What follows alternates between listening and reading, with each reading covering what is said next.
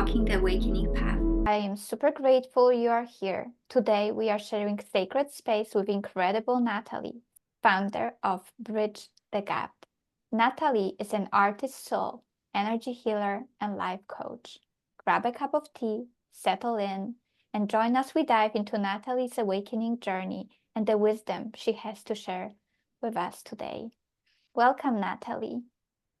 Hi, I'm so glad to be here with you. This is really going to be fun. I'm excited.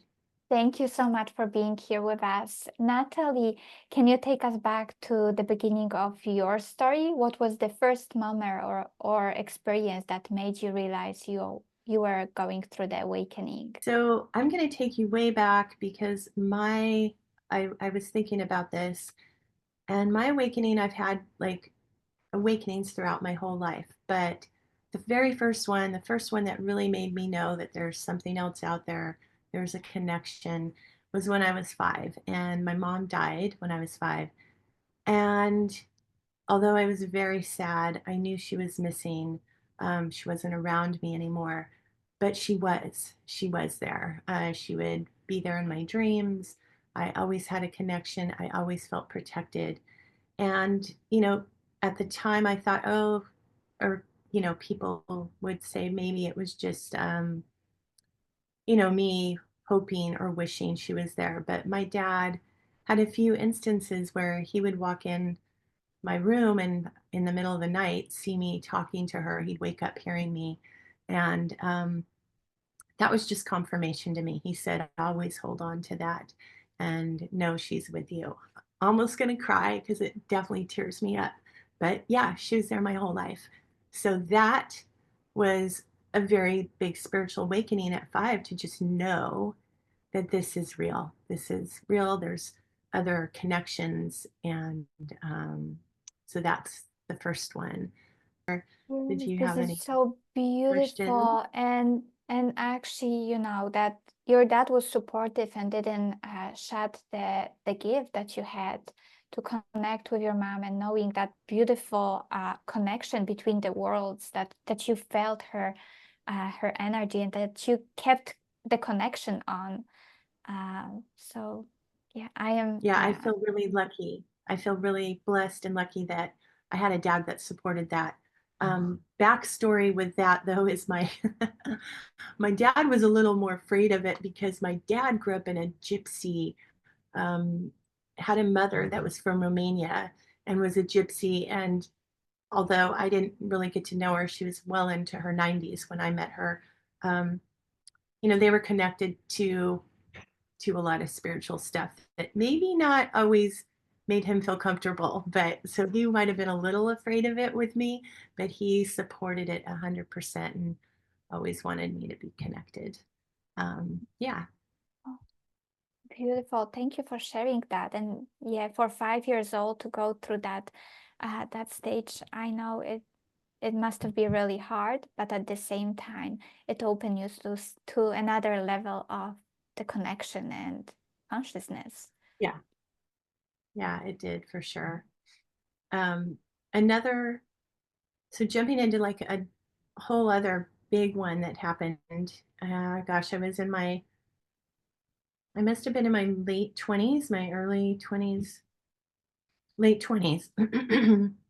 I was in my late 20s, and my husband, my boyfriend at the time, but we traveled a lot. We still travel a lot, and we used to drive to the tip of Baja, Mexico, and surf down there, take our time, go with our friends.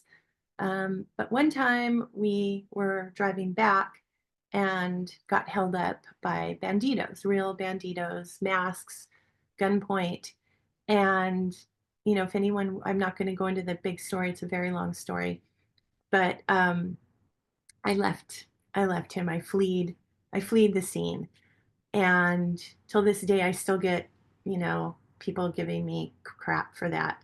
But I knew I followed what I was supposed to do. It was like I heard an angel had a megaphone and telling me every move to do. It was a very precise situation where everything had to go exactly how it went, or neither of us would have gotten out of there alive. And I did. And as I drove away, I was getting shot at for one. I had 3 bullet holes in my car. But as I was driving away, all I could remember was being raised a Christian and being raised with the Bible, and all I could think of was having faith as big as a mustard seed. If we had faith as big as a mustard seed, we could move mountains. And that was going through my head. And I was like, okay, Scott's going to live. Scott's going to live. Scott's going to live. And I tapped into this thing, excuse me. I tapped into this thing that was such a microsecond. Gosh, it was so tiny, a bit of time, but it was so huge. And I felt it. And I felt this energy going. He's going to live. He's not going to live. He's going to live. And it kept bouncing back and forth. And this is as I'm driving away. And I landed on he's going to live. And it was so powerful. So, meanwhile, 8 hours later, uh, maybe it was 12 hours later, I can't remember right now. We meet up, we survive the night. He ends up going with police. I end up in the desert all night by myself. Um, he told me at the moment they were getting ready to flee and leave to chase me down, he felt this energy. And this is somebody that doesn't talk about energy, especially at that time. He felt this energy. They're going to kill me. They're not going to kill me. They're going to kill me. They're not going to. And it kept going back and forth. And it landed on they're not going to kill me. And they took off. So I just connected the dots that day and went, oh my gosh, this is so real. This is so real how powerful we are to connect. And unfortunately, it took me to a life or death situation. But right, that's like when we take everything we have and put it in there for survival. And that's what I did. I pulled on my instinct, my powers as a human to connect energetically and shift mountains with faith, you know? So that's number two. Uh, That is so powerful. And the way that, well, first of all, it's like a story from a book. Uh, but the second thing is, wow, that you were able to, because at the same time, you were thinking the same things all over, like, again, what he was thinking. So you were like connecting with your mind together and being guided. I guess because you listened to your angel, you saved his life at the same time because they ran after you. yeah, And yeah, yes, incredible. And that huge faith. Thank you so much for sharing this. yeah, that was a big one. And, but I didn't really, I always still lived the same way, except I decided you need to live for today and not all the years ahead because you never know when it's over. But yeah, it was a big game changer for me as far as really seeing that power when you tap into it and how do you tap into it. And I just kept living my life as I did, believing, manifesting, doing all the great things I've always done, created things I love. I was a clothing designer for years in the snowboard industry, and my husband was a photographer, and we got to travel a lot. So I got to just really keep creating.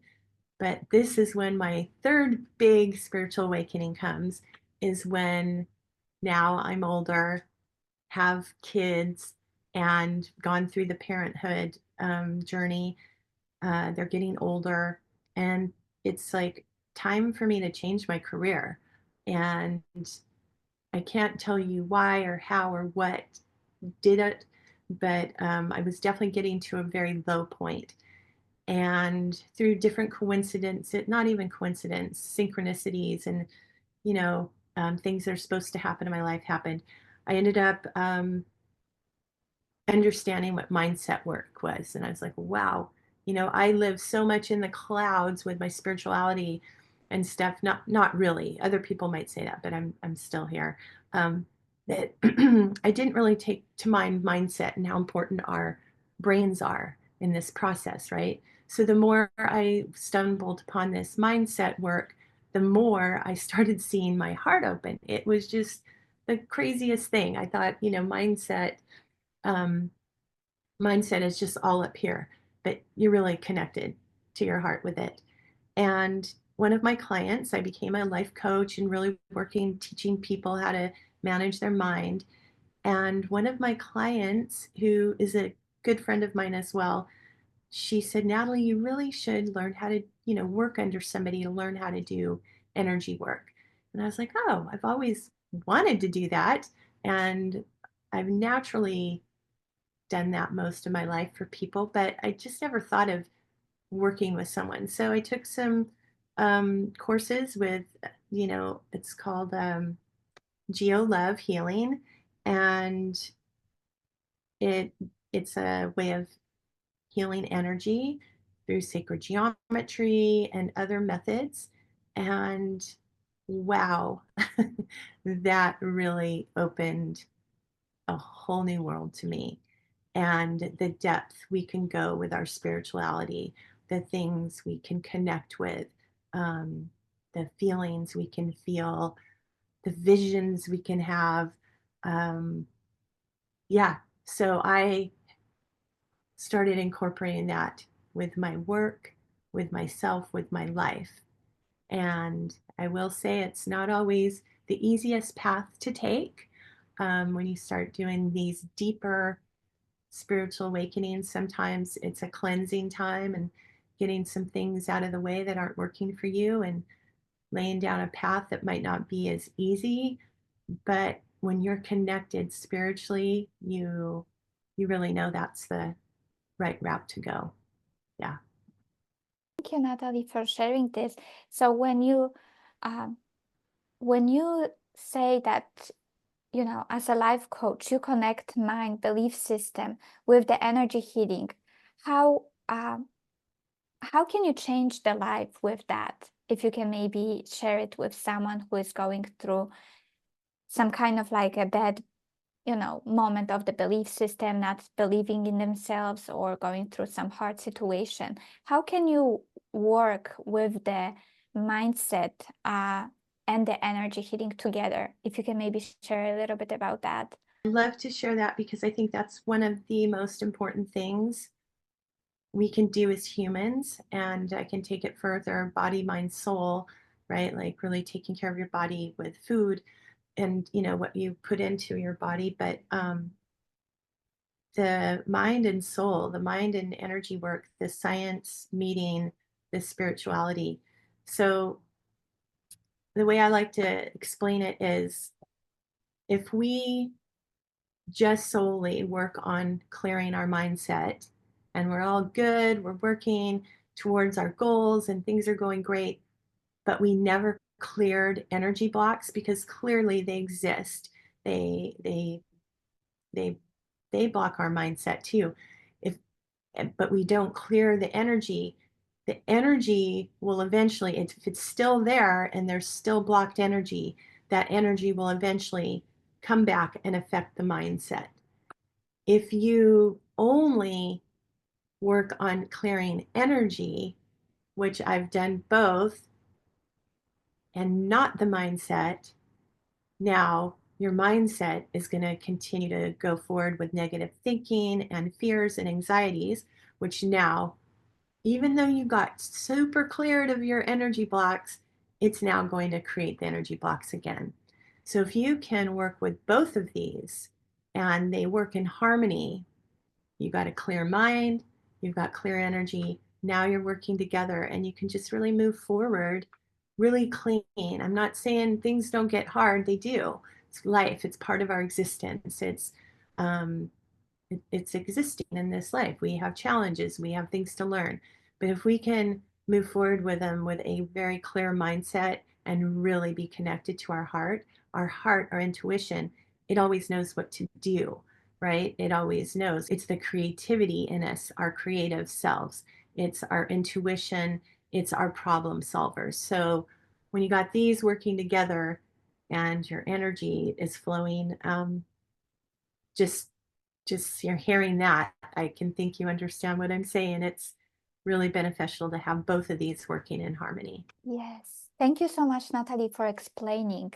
So on my journey, I focus on the energy healing, on the blocks, and I forgot about the mindset. And that's what came to me recently.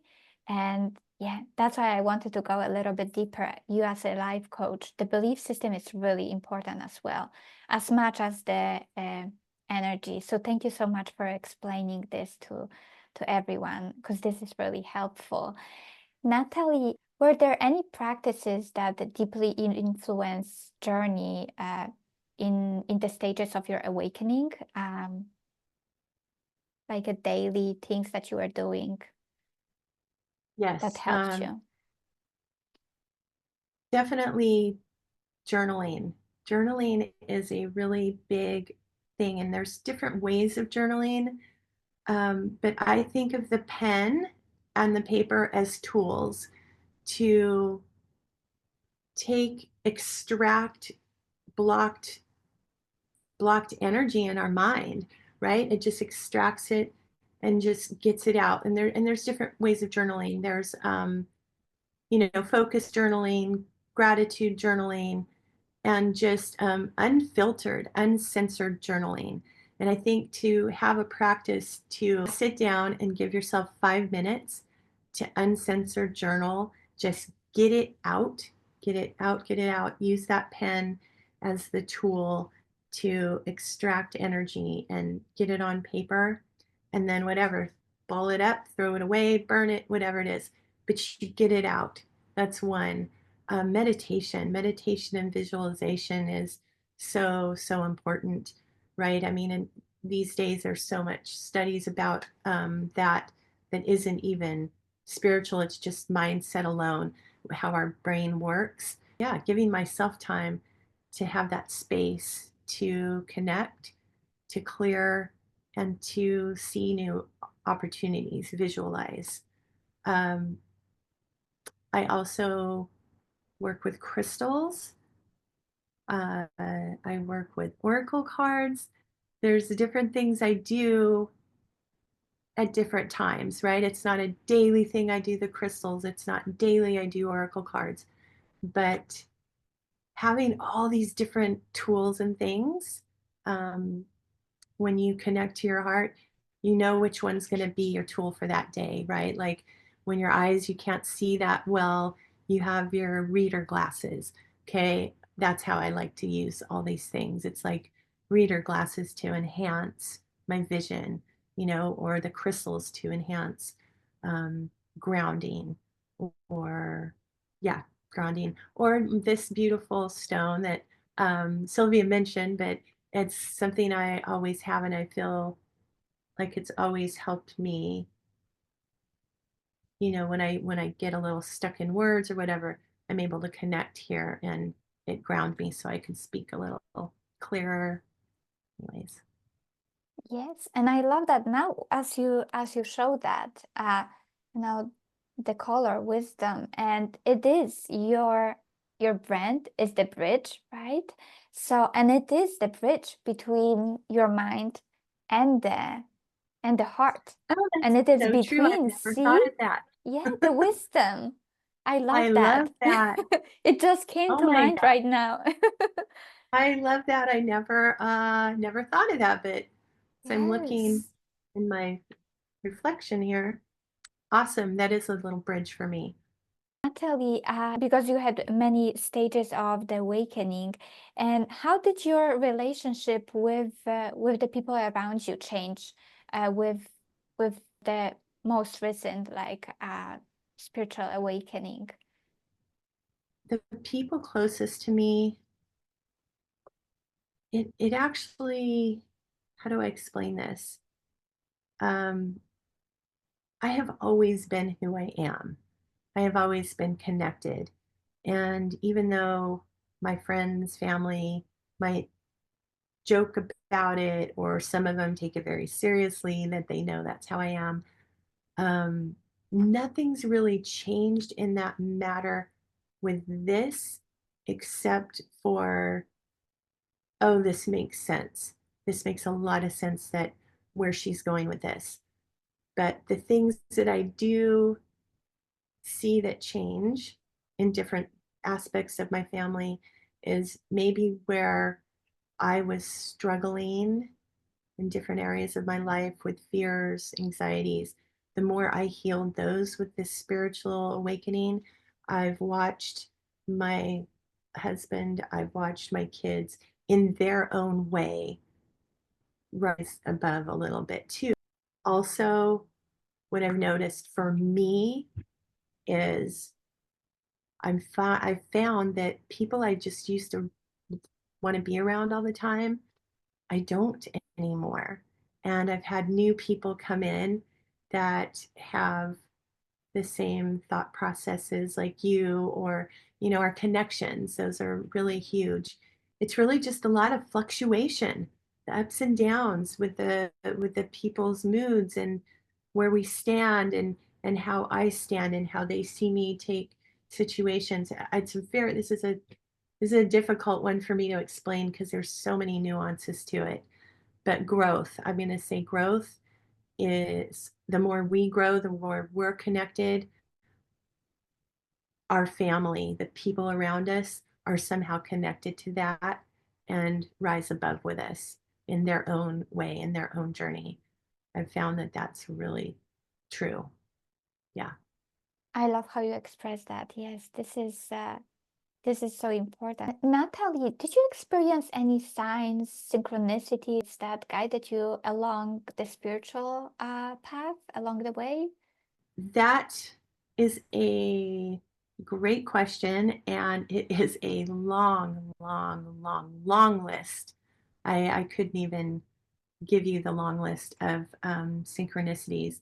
I think because my mom did die at such a young age, I really learned to trust those signs.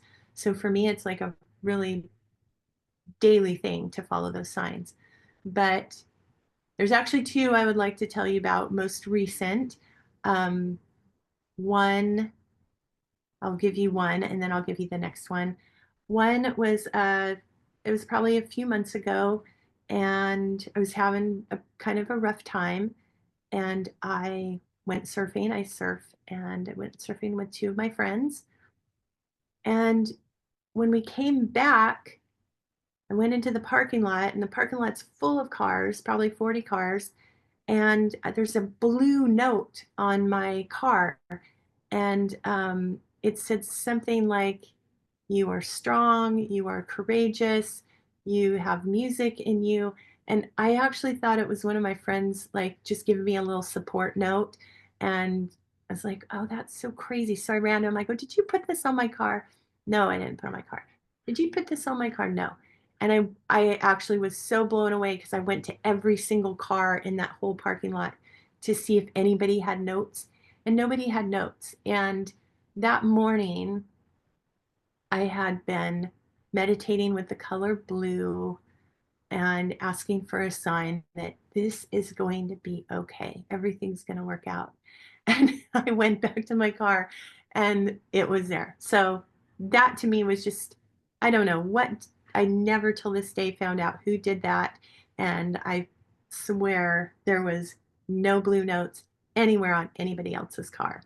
So that was one of my most recent ones. um, I call those just guides of inspiration, like guides of, you know, here, we got your back, just keep moving, my Yes. angels or whatever. Most recent, which was about 4 days ago, years and years and years ago, I had a mentor. I actually went to her. I thought she was a psychologist. I was in my early 20s, and I thought I was going to her to get regressed because I was actually recovering from that Mexico story. So I went to her. Her name is Uta, and she's this German woman. And she couldn't regress me. I wouldn't go back. And then I ended up throughout the session, and we're having like a session, and she's actually a psychologist. So Uta ends up becoming this very big mentor in my life spiritually. I went to color classes with her, and then I left. I didn't work with her as much. I had kids. I grew up with that phase of my life, and we moved. We moved away for 16 years, and I just came back recently. I'd been asking around, where's Uta? How can I get a hold of her? And a chiropractor that I work with, he couldn't get me her number for some reason. I think he was just protecting her, maybe because she's older. She's in her 80s. And I've been wanting to see her so bad.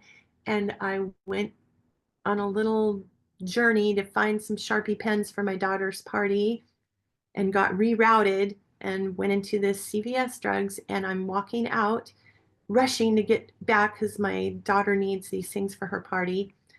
And I sense this woman's energy. I sense her.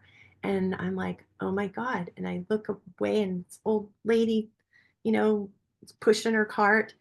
I usually don't really look at things when I'm in a rush. And I saw her and I was like, oh my God, that's Uta. And I was kind of creeping around. Like, I didn't want to like scare her. But when she got close to me, I asked her, are you Uta? And she said, yes, I am. How do you know me? Because I used to have red hair. When I went to her and I told her, and this is one of the beautiful things, right? Is we connected. She knew exactly who I was once I told her, because I had built a chandelier for her, all these crystals from my dad's crystal chandelier from his ballroom. He was a dance teacher at one point. And she told me that she now owns a animal refuge, an animal sanctuary, and meditation center.